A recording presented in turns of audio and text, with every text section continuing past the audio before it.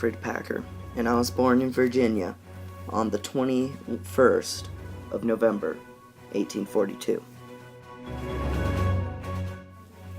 When I was 20, I joined the 16th U.S. Infantry of Minnesota, but in less than a year, I got kicked out because of my epilepsy. Then, I joined the Iowa Cavalry the year after, but got kicked out for the same reason. Once my service in the military was over, I was kind of a worn man.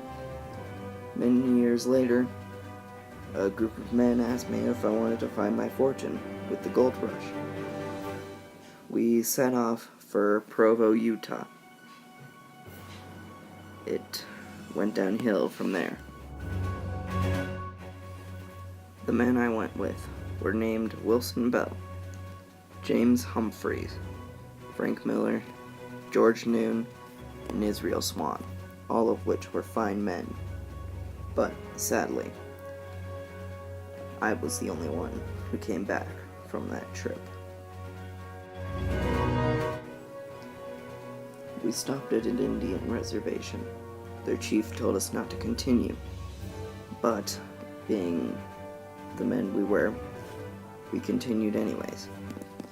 We got snowboarded into a valley, and after a while, some of the men started going crazy and hungry, because even our moccasins were gone, which we had to eat after boiling. One day, after one of my scouting missions, I came back to find all the men dead, except for Bell. He came rushing at me with a tomahawk and bloodlust in his eyes. I thought the man had gone crazy.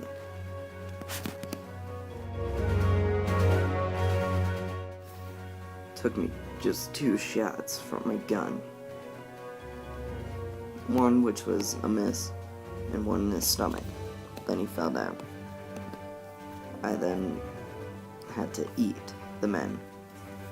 I stumbled out of the mountains very sick.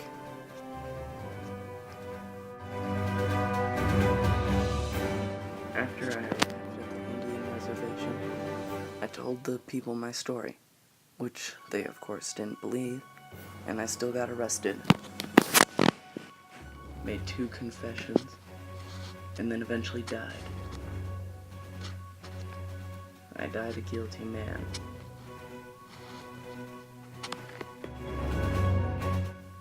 I died and was buried in Middleton, Colorado. And then in the year 2006, a man at the Colorado Museum of History proved that I was in fact not guilty.